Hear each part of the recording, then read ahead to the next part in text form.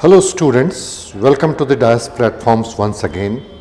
I am Avhas Paidyanathan. Today I am going to teach you about national income, right?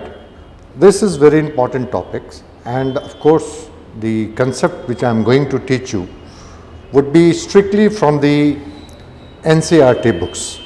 This topic becomes an important section of the preliminary examinations, and this will give you a platform to understand the growth and development later on.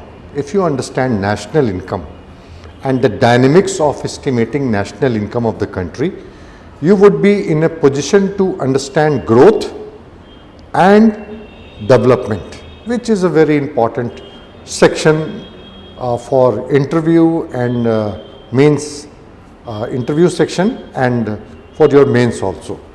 Right, the topic is national income. Topic is national income.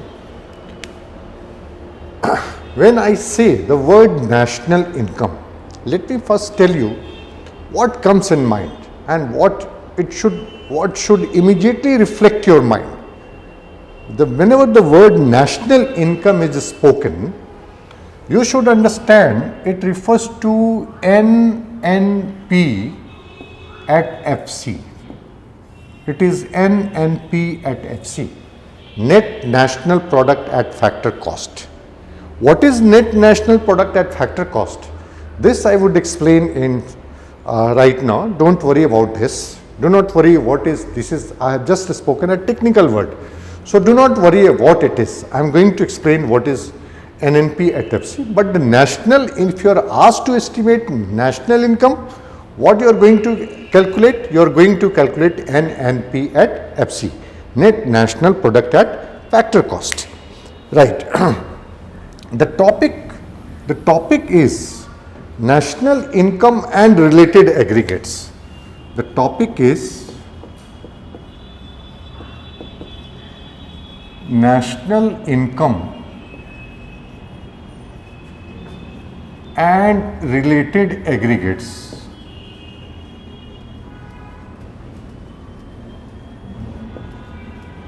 Related aggregates, right? See, the aggregates, when I say aggregates, there are many other indicators which comes in the family of national income, like I will tell you GDP, GNP, NDP, NNP. These are the various terminology which you will come across in NCERT books, and you will see they are all different different aggregates, but they are all related. They are not different from each other in a drastic way. It's like four corners in a room. You can reach to one corner to another corner. You can move from this corner to this corner to this corner, and this corner to this corner. You can move from anywhere to anywhere. They are all related concepts. So if we understand one, if we crack what is GDP, we would be able to crack the other terminology itself. It would be very simple. So the very fundamental, first that we come across is GDP. Let us first understand what is GDP, because this word is often spoken, GDP, which stands for gross domestic product. This stands for gross domestic product. GDP stands for gross domestic product. Now I'll just write a one-liner definition. What is a GDP? GDP is the value of final goods and services produced within the economic territory in a financial year. GDP is the value of final goods and services goods and services produced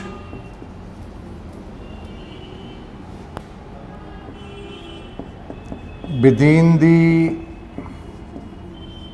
economic territory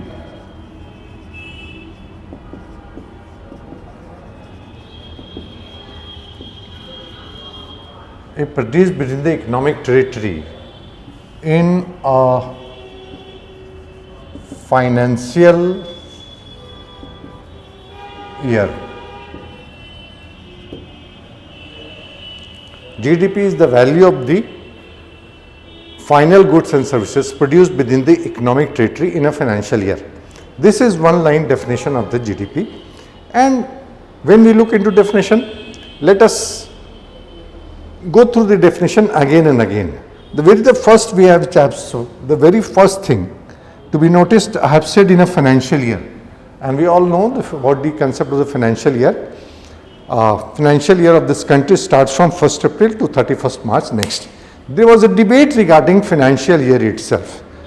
Is it the right way to, why should our financial year start from 1st April? And there was a committee also set up to look into the issue of new financial year, but then this all things has been put in cold storage. This thing, the revision of the financial year has been stayed. Currently our financial year will start from the 1st April to 31st March next. But we must understand what is we must know what is the issue of the financial year. And there is another things that we must notice here, financial year. Value of the final goods and services produced within the economic territory. Economic territory is a wider concept. It is a wider concept than political territory. All political territory is part of the economic territory, and it also includes other things. Likewise, like the ships and the aeroplane of the country would be part of the economic territory. Our aeroplane flying from a country to the next country will be part of our economic territory. Like say if there is a aeroplane flying from India to Europe to US, in between it picks up a passenger in Europe. So it would be part of the GDP. The value of the services would be part of the GDP, like all the ships, research expedition, vessels, they all moving all across the country would be part of all the embassies and the consulates would be part of the economic territory. All the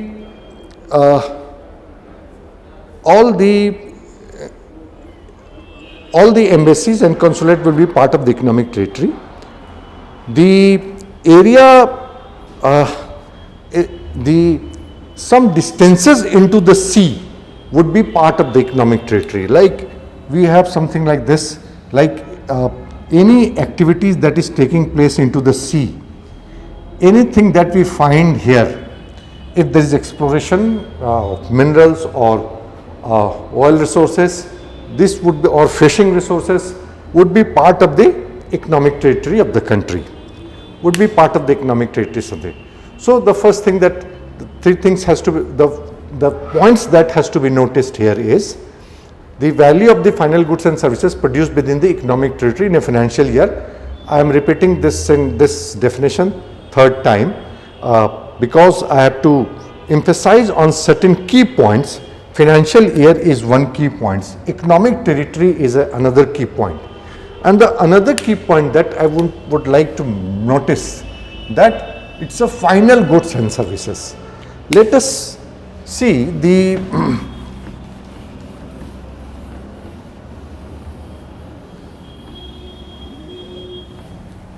let us see the concepts of here goods and services. Goods and services can be either final, or intermediate. Can be either final or intermediate. It can be final goods or intermediate goods. Now this concept is simple to understand. Final goods normally would ask that final consumption goods. Normally people will say final consumption goods are any final consumption like bread ready to be eaten at the table. What is a part of the final goods, right? But here that's not the correct way. Let me explain you the difference between these two words. Intermediate goods, any goods which are completely used up in production process. Any goods which are completely used up in production process. Completely used up, right? Any goods which are completely used up in production process is intermediate good.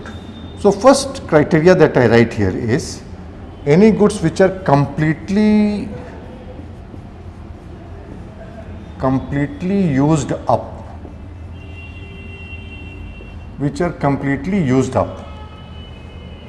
completely used up in the production process.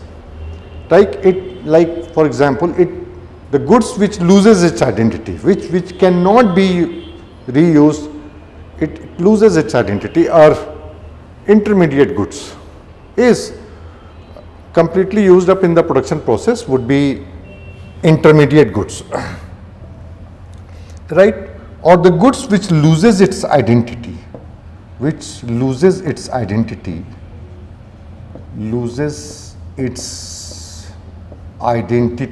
in the production process.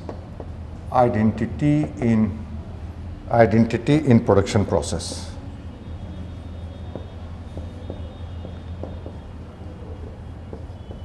In production process would be like example, raw materials. All raw materials.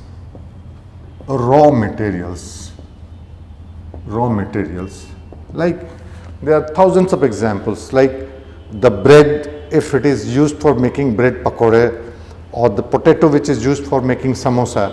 Now bread and samosa in this line are intermediate goods because they have lost its identity in the production process and it cannot be used. There is another feature of intermediate goods, and the feature is any goods which has been bought with the intention to be resold in the same year. Any goods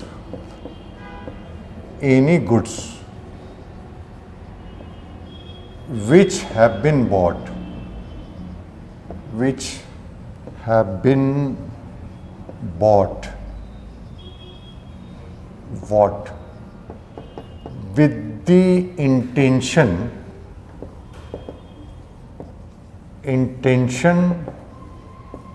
be resold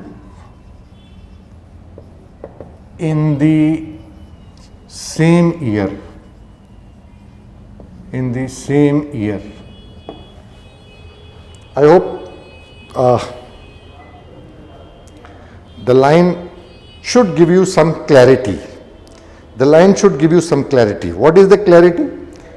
I have bought the good with the intention to be resold. Let's say I am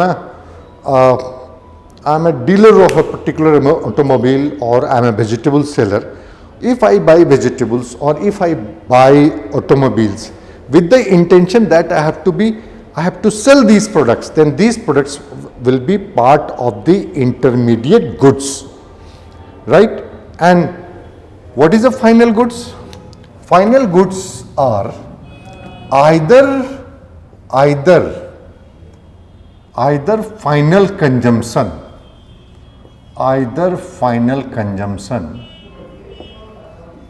final goods are either final consumption or final investment,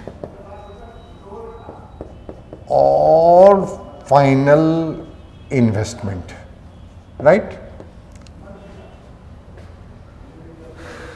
Final consumption, I hope, which satisfy our need directly.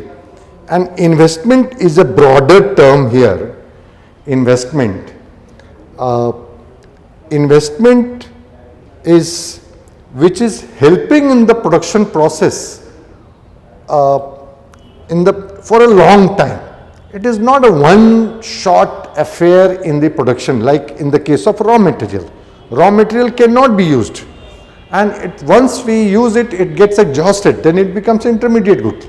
Like we have a machine or we have a building which is helping in the production process, and so it is helping in the production process. Even the cement is also helping in the production process, but the cement it loses its identity, and therefore it would be part of the intermediate goods. But machines which is helping in the production year after year, it is helping for a relatively longer time, it does not loses its identity in the production process, would be part of the investment. So goods and services are either final goods or intermediate goods. Final goods are either for final consumption or final investment. Intermediate goods has two criteria: the goods which are completely used up in production process, and the goods which have been bought with the intention to be resold in the same year. Now there is a point to be noticed. A good can either be intermediate or final depending upon its use. Let us say I have bought a loaf of bread and I take that loaf of bread to my house and I make sandwiches through it and eat it up. If I have eaten the sandwiches, it is part of the final goods. Now what I do, I have taken the loaf of bread and I prepare something, I make sandwiches or some pakoda and sell it in the market. Then what has happened? This becomes an intermediate because it has undergone and other production activities, and it has added value. It has lost its identity. It is one time, it cannot be used up. So a good can be either final goods or intermediate goods, right? Let's say I have bought a car. Now if I have bought a car for my personal use, then it would be part of the final consumption goods. Now if I have bought a car for some activity that is taking place in my office or in a company, or I have rented it out to some third party which gives me some regular flow of income, then it becomes a final investment good. But if I have bought a car with the intention to be resold because I am a car dealer, then it becomes an intermediate goods. So a commodity can be either final consumption goods or a final investment goods, or it can also be the intermediate goods. A commodity can be intermediate goods and a commodity can also be the final goods, right? Understand these three things. A commodity can be final goods and a commodity can be intermediate goods. Why I am repeating this definition again and again? Because it is very important. Only final goods are included in the estimation of GDP. Intermediate goods are not included in the estimation of GDP. Please keep it in mind once again. Only final goods are included in the estimation of GDP. Intermediate goods are not included in the estimation of GDP. Is that right? Have I made my point clear? This is a statement problem. It can be asked in preliminary examination, and the concept should be very clear. Concept should be very clear. What is the intermediate goods and what is the final goods, and this would help. So again I come to the definition of GDP, because GDP forms the basis of all other concept in national income. What is a GDP? GDP is the value of final goods and services produced within the economic territory of a country in a financial year. Financial year is very clear. Economic territory, I have told you earlier that economic territory is a wider concept. Get your concept of right. Economic territory is different from political territory or geographical territory, etc. Right? And GDP is the value of final goods. These are the three things. GDP becomes a very important parameters. It is GDP reflects the economic strength of the country. GDP reflects the economic strength of the country. USA is the most powerful country in the world. We normally say, why USA is the most powerful country in the world? Because the GDP of the USA is maximum, followed by China, followed by India on the basis of PPP basis, which I am going to explain. What is a purchasing power parity basis, which I am going to explain. I am going to tell you lot of things when I am teaching you here national income, and they are simple and we should move gradually. GDP. Right? Now, see the whole aggregates can also be divided, aggregates can be written here as a domestic aggregates and national aggregates. Domestic aggregates and national aggregates.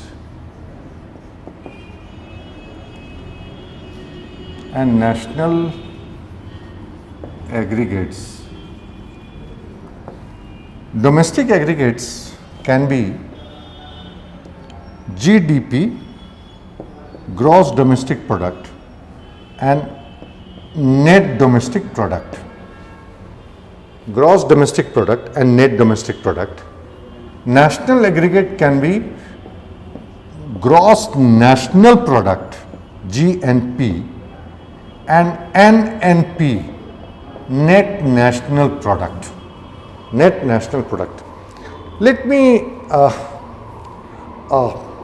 tell you one more thing here, that in macroeconomics, I hope you understand the difference between microeconomics and macroeconomics.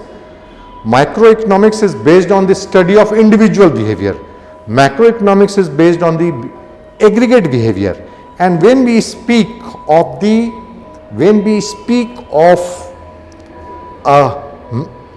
aggregate behavior, or when we speak of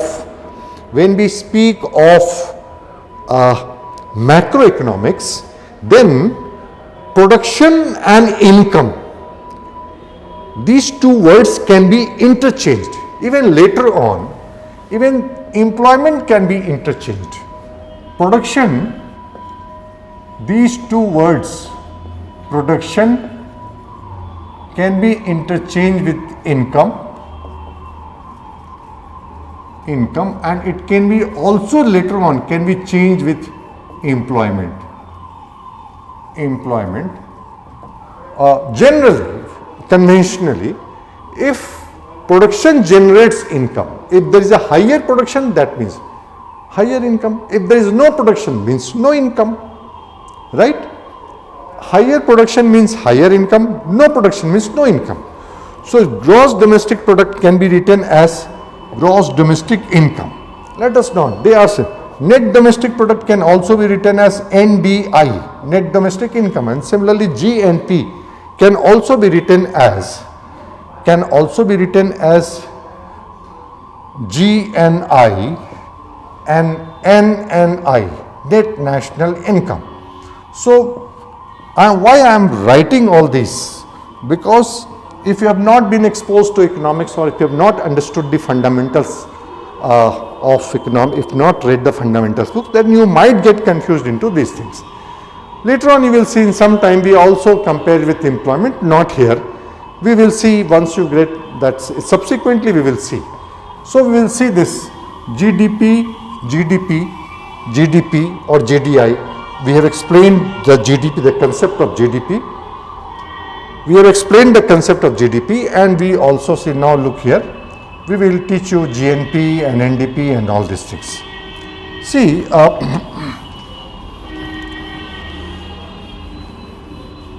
if we subtract depreciation from gross domestic product, GDP minus depreciation, depreciation minus depreciation. If we separate, if we subtract, if we take out depreciation from GDP, what we get? NDP. NDP. So what this gross becomes net. This gross becomes net if we take out depreciation from GDP. The question is, what is depreciation? Depreciation is, let me write a word. Depreciation is consumption of fixed capital,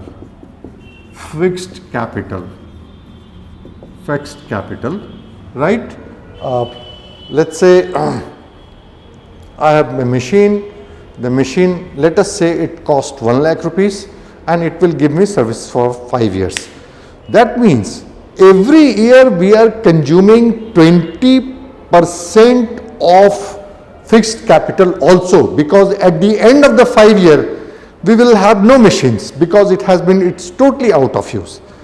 So if we want to find out what is NDP, that we must subtract depreciation from the GDP to come out at the NDP, net domestic product. Depreciation is the consumption of fixed capital. Please note this point, consumption of fixed capital, because sometime instead of writing depreciation, they have written this word. So you should be able to understand what does that mean. Depreciation can be defined as the wear and tear of fixed capital and expected obsolescence. What is obsolescence? Something gets outdated. Like we have a machine, and the new version of the machine will come. It is expected that in 5 years new versions will come and the old version will become obsolete. So it's okay. We should be ready to buy a new version after 5 years. So we expect that we take out some percentage as a depreciation from the gross, so that we are able to buy new machines, right? Expected obsolescence or the rate of wear and tear, right? So GDP minus depreciation is NDP. Now this is somehow a very broad analysis. You expect, like, there is a gross investment. If we subtract depreciation, it became net investment. It is a net investment, right? Depreciation. So understand this word about depreciation. Investment. I have said depreciation is also known as capital consumption of fixed capital. And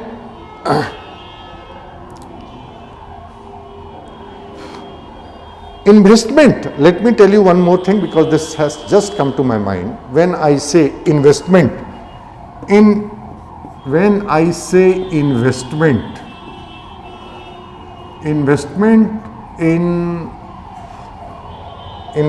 in economics, it can be financial investment. Investment can be financial investment or capital investment. Financial investment or real investment. Let me write it as real investment.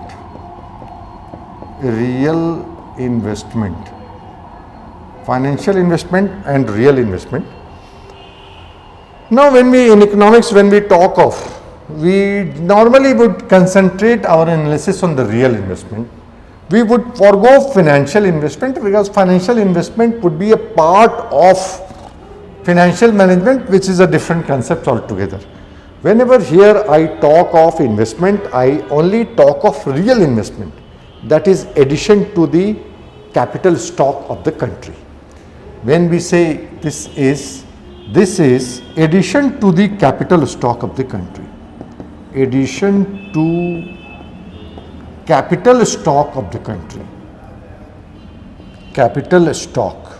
Addition to the capital stock. Real investment is addition to the capital stock. I hope I am reading mine. Investment, like there is a word for depreciation, consumption of fixed capital, For investment, similarly we can write, domestic capital formation, right? So for investment we can write here,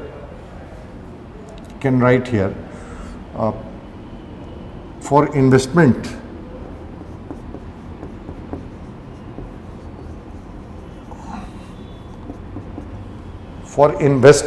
what we can write, capital formation. We can write capital formation. And for depreciation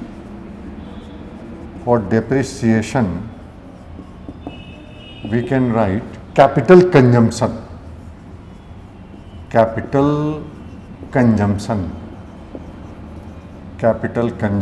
So these are the two things that should be kept in mind. I am using terminology and it becomes very important to explain terminology. I have explained you GDP, I have explained you NDP. The moment you have understood GDP, automatically you will understand NDP, and subsequently you will see, you will automatically understand all other parameters altogether, right? GDP, if you have understood GDP minus depreciation, it becomes NDP. Similarly, from GDP we can come to GNP. From GDP we had come to, there is another thing we had come to, NDP. We can also come to GNP. I will tell you how. GDP is the value of final goods and services produced within the economic territory of the country. But it is a territorial concept. It is not important who is producing, who is generating income. It is not important, as long as a production activity is taking place inside the territorial boundary of a country. It will be a part of GDP, whether it is by domestic company or foreign companies, or by the citizen or the non-citizen of the country. It doesn't matter who is making, as long as the production activity is taking place inside the economic territory. It is a part of the GDP. But some of the income, factor income, is generated outside the country, like our citizens are abroad and they are working on a temporary basis and they send their income, or our companies are working abroad, or the people of the country have property abroad and they get some rental income. So there are certain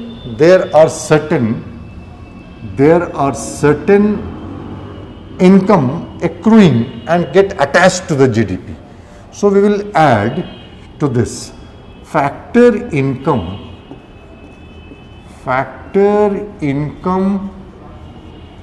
We will add to it factor income from abroad.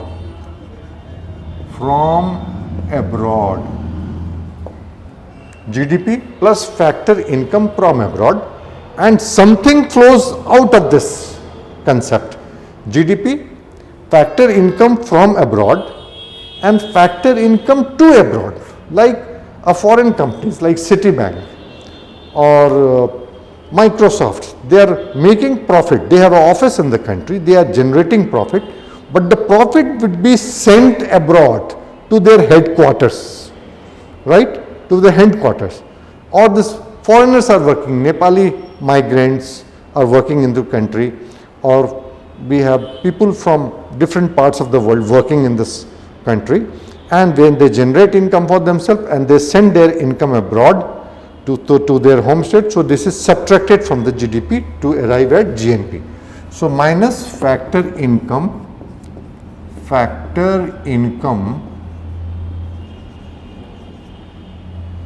to abroad. to abroad. Factor income to abroad. Factor income from abroad and factor income to abroad. Right? Right? So we will write this. This becomes, if we have done this adjustment, we can come, if we have done this adjustment, we will come to GNP. We will come to GNP. What is the gross national product? Gross national product is equal to GDP plus factor income from abroad minus factor income to abroad. I have repeated this definition. This is a very fundamental concept of the national income which I am explaining in my class today and in the class just now. This can also be written as GDP. It can also be written as GDP plus net factor income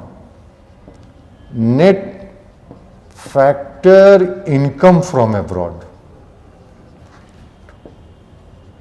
Net factor income from abroad.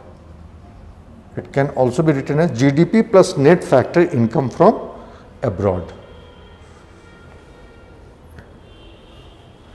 which is NFIA. We normally see this is written as NFIA. Not very standard, but you can remember it. GDP plus net factor income abroad, and this is what? This is GNP. GNP. Right? Now let me tell you one very important thing here. What is the relationship between GDP and GNP? Are they equal or are they greater or less? Which is more? It can be anything. There can be any equality, but there can be any relationship between GDP and GNP. For a very long, India had GNP greater than GDP as long as we had not invited pre-1991, and subsequently when that our GNP was normally higher than the GDP. But these days GNP is slightly less than the GDP. So GDP, the relationship between GDP and GNP can be GDP technically we can also have GDP is equal to GNP. We can have this kind of scenario for a country who does not have any economic relationship.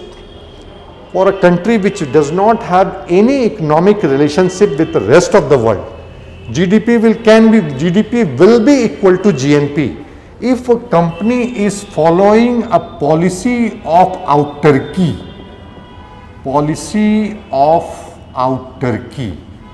Autarky means no economic relations with the rest of the world. So for such country, GDP will be equal to GNP. India had for a very long time GNP greater than GDP, but of lately our GNP is less than GDP because the foreign investment has come in a big way and the investment income is flowing in a big way out of this country. Investment income is flowing in terms. The profits from the investment is, so we are very lucky. We are one of the largest recipient of remittances from rest of the world. So our GNP used to swell earlier, but the things are mixed reaction. So technically you understand GDP and GNP, the relationship GDP and GNP. Now the three things that has to be noticed here is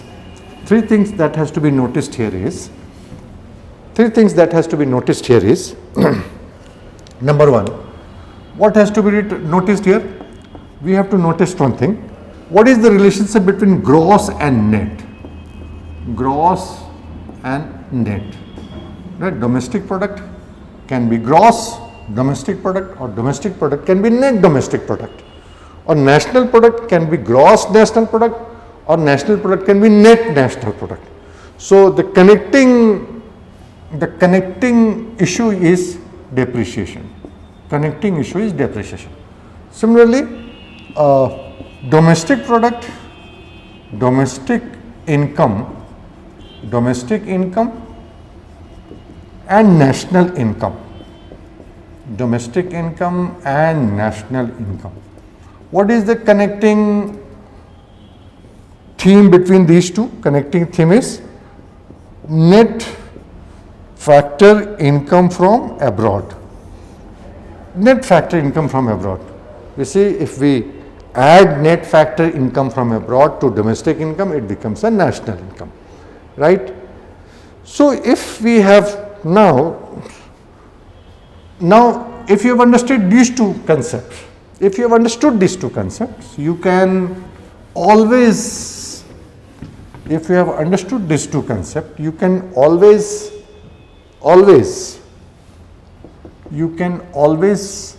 come from one parameter to another, but domestic income and national income. Let me write all the parameters. And national income.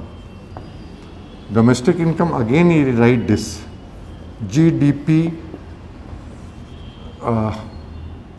and NDP,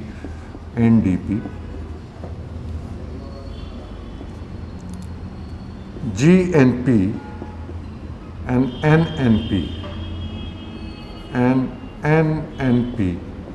We have four parameters here: GDP, NDP, GNP, NNP. Now, what is these things? GDP can become NDP. GDP can become NDP. Gross domestic product will become net domestic product. How? I have told you how to change this gross into net.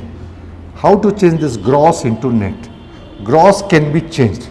This gross can be changed into net, and similarly this gross can be changed into net. How it can be changed? By subtracting depreciations. Or net can be changed into gross. How it can be changed?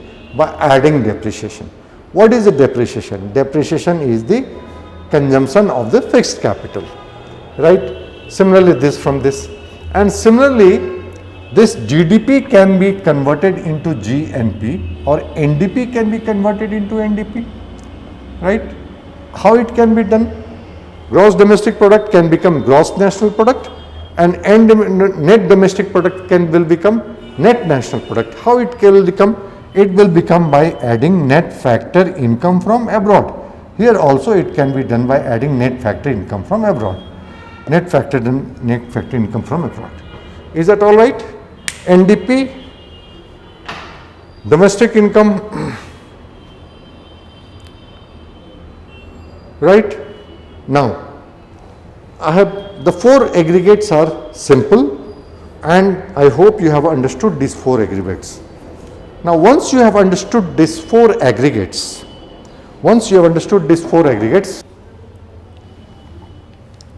the new concept here that I am going to tell you is, the new terminology is market price and factor cost.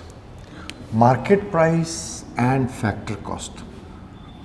Any aggregate can be market price, or it can also be at factor cost, right?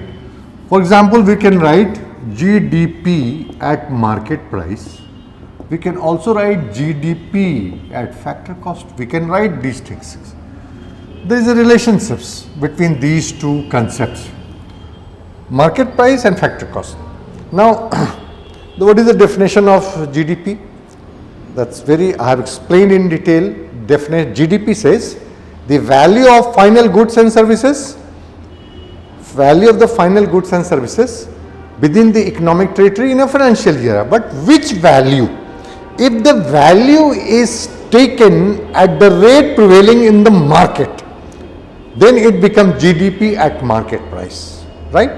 There is a difference. When the value of the production or the value of the final goods is taken at the rate prevailing in the market, it would be GDP at the market price. But if we accept the value at the stage of production, it is a factor cost. A commodity when it moves from, let's say, from factory to the market, if I try to buy something in the market, that price would be different from the price that I have to pay if I buy that product in the factory. Why? The answer is obvious. When a commodity moves from factory to the market, the two things will happen. Either the tax gets added, indirect tax gets added, indirect tax gets added. Indirect tax, let me say, like GST, which is controversial these days, GST and the optimum rate of GST is debatable. What should be the rate of GST? We have a different rates of GST because GST is a very important indirect tax. Factory of when the goods are produced at the factory and it moves to the market, GST gets added. And sometimes the reverse happens. Sometimes a commodity, if you buy in the market, will be cheaper than the commodity at the factory, like then the price that is prevailing in the factory. Like, let's say the government wants to subsidize something. When the government wants to subsidize something, or the government wants that some products to be available in the market at a cheaper rate, because it is a consumption it is consumed normally by the lower strata of the society. In that case, this subsidy comes into the play. Earlier it used to happen with the gas, the refill of the gas cylinder, but that system has been withdrawn for the timing. But it's a good example to understand. The prices prevailing in the market was less than what is the prices. Let us say prices normally at the factory stage is 600 for a cylinder, and it was 500 for the at the market. So what used to happen, that we normally, to arrive at the market for such product, we used to subtract subsidies. So when you move from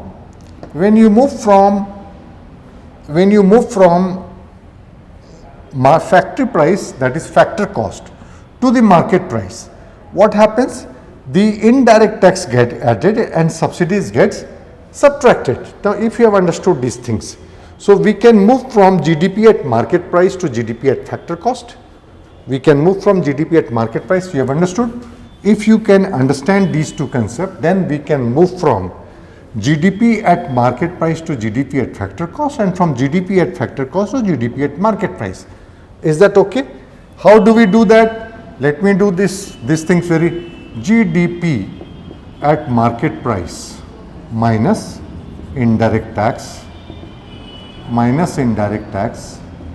plus subsidies, it will come to GDP at factor cost. Right? Have you understood? Or this same formula can also be written as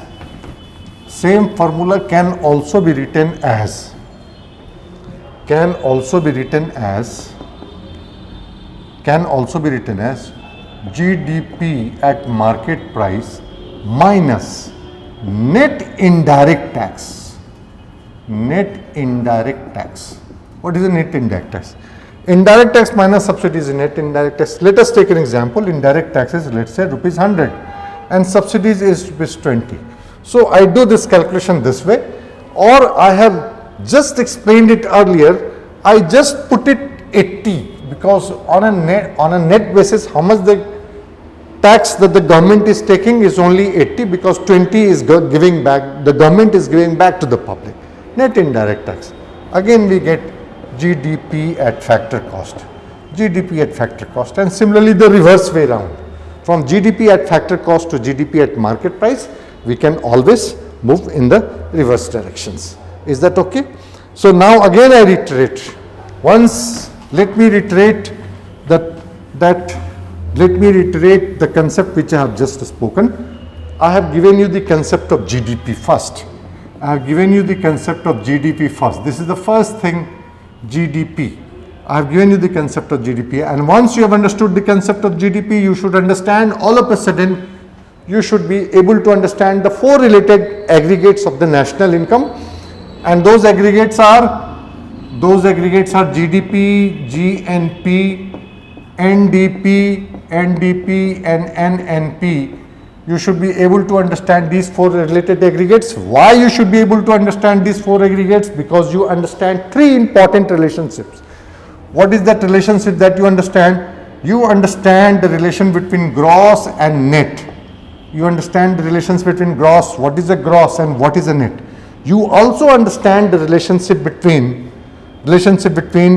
domestic income. You understand how to move from domestic income to national income, and from national income to domestic income, right? Gross to net and net to gross, domestic income to national income and national income to national income. And third important relationships that you must know, and I have just spoken, is relationship between market price and factor cost and market price. All these things you have seen. We have seen all these things, gross and net, these things. So we have understood the concept. Once we have understood this GDP, NNP, we can also understand the concepts of per capita national income. It is very simple. Per capita national income is national income divided by the population of the country. What is the population? We are the third largest country in terms of national GDP on PPP basis, but if we estimate national income, per capita national income, then our ranking goes for a spin. We are not good at it. We cut a very sorry figure when we come to per capita income. Okay, on a gross basis, we are a mighty country. We can consider ourselves as one of the right. Now, I have spoken this. Now, I would be in my some class down the line. I would like to teach you many more things. I would like to teach you like the different methods of estimation of national income. There are three important methods of estimation of national income: expenditure methods, income methods and production methods. This is given in the NCERT. This is very important to understand. And the another thing that I would like to teach you here is the areas. The areas that I like to teach. Area 1, which I am not covering up in this class, in this video, is the different methods of estimation. Methods of estimation of the country. Will also see the problems of estimation of national income in India. We will also see problems here. Will also problems of estimation. And here, when we discuss into math, we would discuss it from 2 points of view. One point would be theoretical angle. There are 3 theoretical angles.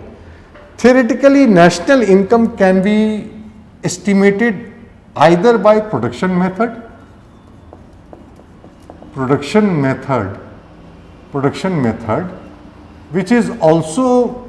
which is different from value added method,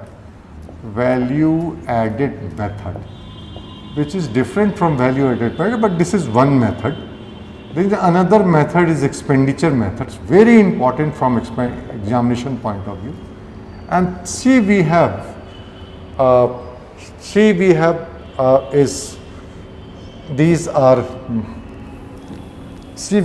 third is Third is income method. Income method. Now these three methods are important from theoretical point of view, but practically we do not use all these methods in estimating national income. We use the combination of these methods. So these are theoretical questions, and how the methods are estimated in India. What approach do we adopt to measure national income in India? This is another issue here. So methods of estimation is very important. Various reasons. We will also see in India how do we measure and the problems estimated with. We will also see institutional backup like Ministry of Statistics and Program Implementation, MOSPI, is responsible for publishing national income data, and this ministry has got a department which was earlier CSO, Central Statistical Organization, but now this CSO has been merged with NSSO, National Sample Survey Office, and new institution has been created which is NSO, National Statistical Office. So we will see institutional arrangement for the estimation of national income of the country. We will also see national income at current price and national income at constant price, which is a different concept. And then we will come to the concepts of growth and development. Growth is the qualitative growth, I repeat it again, growth is a quantitative aspects of production. That what are we, have the increase in, there has been increase in the volume of production or not? Have there has been increase in the volume? If we estimate GDP at constant price, then we try to see whether the volume of production has increased or not. But this volume of production is really benefiting the society? Has it resulted in the benefit of the society? When we get into qualitative aspects, when we get into distributive aspects, or has it impacted, then we come to the development. Growth is a simple concept to measure. The measurement of development is slightly complex, but the development is also measured in the terms by UNDP, United Nations Development Program, is also measuring development, and subsequently we will give you the concept of HDI. There are many more and many concepts of economics which I will give you. Please like my classes, read it. You can send in your mail, you can write it, you can write your queries. I will try to satisfy as far as possible. Be my students. I will never let you down in economics, and you would be a winner ultimately. All the best, right?